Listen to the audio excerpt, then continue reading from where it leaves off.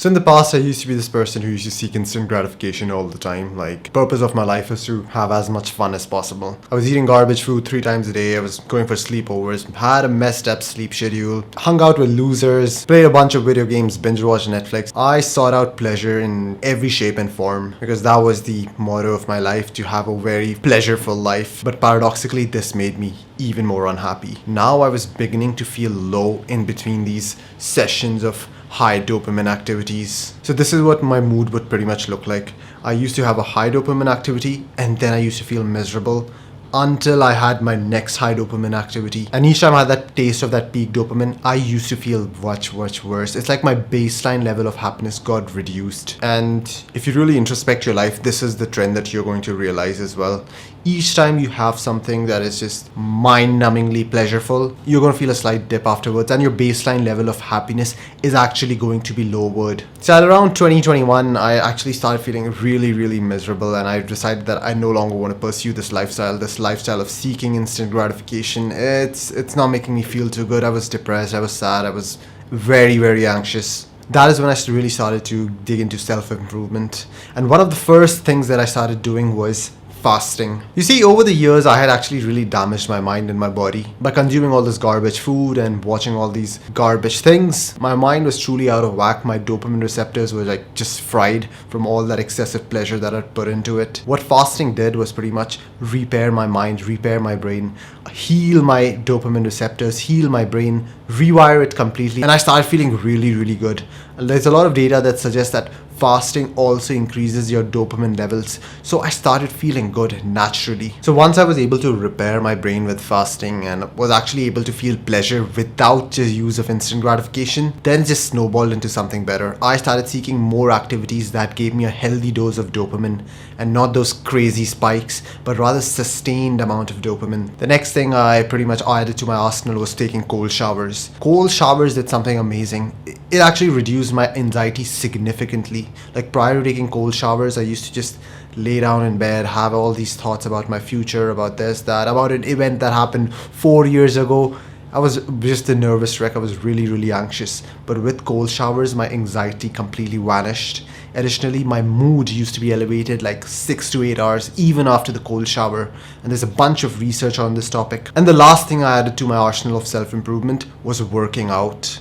Now, initially, I had this perspective of working out that, people just work out to look good, to have an aesthetic physique, or to move a shit ton of weight, or to be athletic. The reason why I started working out was just for the cognitive benefits. Because I started feeling so happy, so good. It was like I was progressing towards something and my brain started rewarding me. You know, each time you tick something off a to-do list, your brain actually secretes dopamine, and this dopamine is healthy, you need it. Without this, you're just going to seek instant gratification. I went from this individual who was seeking unhealthy dopamine in the form of instant gratification to this individual who now seeks that same dopamine but in healthier forms through delayed gratification. And the benefit of seeking dopamine in terms of delayed gratification is that it is far more sustainable. And it doesn't give you just spikes, it gives you a sustainable, maintainable, high baseline level of dopamine.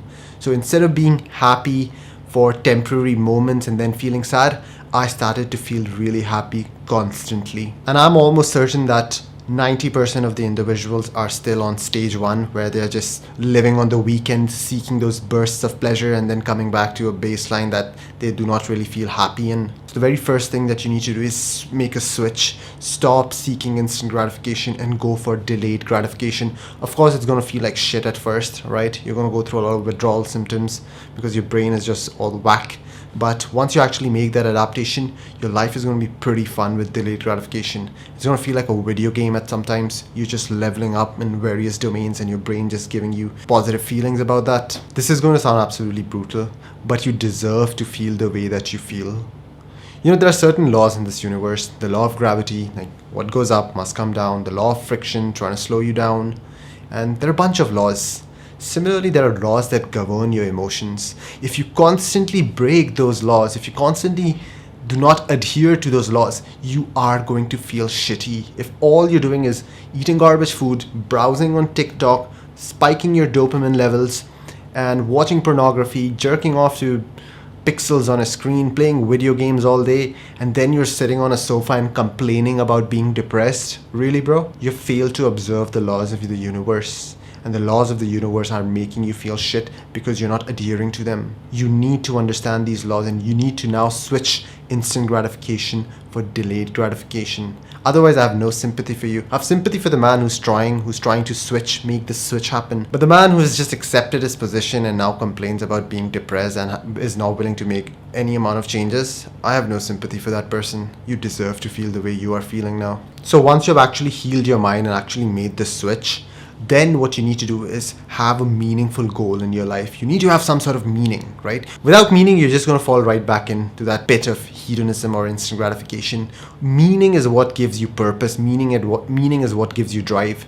So figure out a meaningful goal. And it could be something like, hey man, I want to be an elite athlete. Hey, I want to be a very successful entrepreneur. I want to have a high-end career. Something. I want to serve the community. I want to join the military. Something that gives your life meaning. In the absence of meaning, your brain is directionless. Nothing is good and nothing is bad, and it's just you're in a state where you're just not feeling any sort of positive emotions because you have not made progress in any domain. So you need to give your brain a destination so that any progress made towards that destination is rewarded. Once you have a meaningful goal, and once you have truly fixed your mind, and once you have healed from all your addictions, then it's time that you seek out friends and family. Like, let me tell you about this time that I was living in Canada and I was alone for 3 years. Like, I didn't have my family around me. I didn't have many friends around me. And it was the worst time period of my life. Like, literally the worst. There was always this empty void in my heart, and I was just lonely, and things were gloomy and sad. No matter how productive I was, no matter how many goals I had, no matter how much fasting I did, that void did not really go away, because human beings are social creatures. Like, you literally have something called mirror neurons that were designed to identify the emotion of the person that you're speaking to. Like, your brain structures were designed to live in social communities. You were never designed to be a lone wolf. You're never designed to live alone. So what I would suggest is find a brotherhood of like-minded people.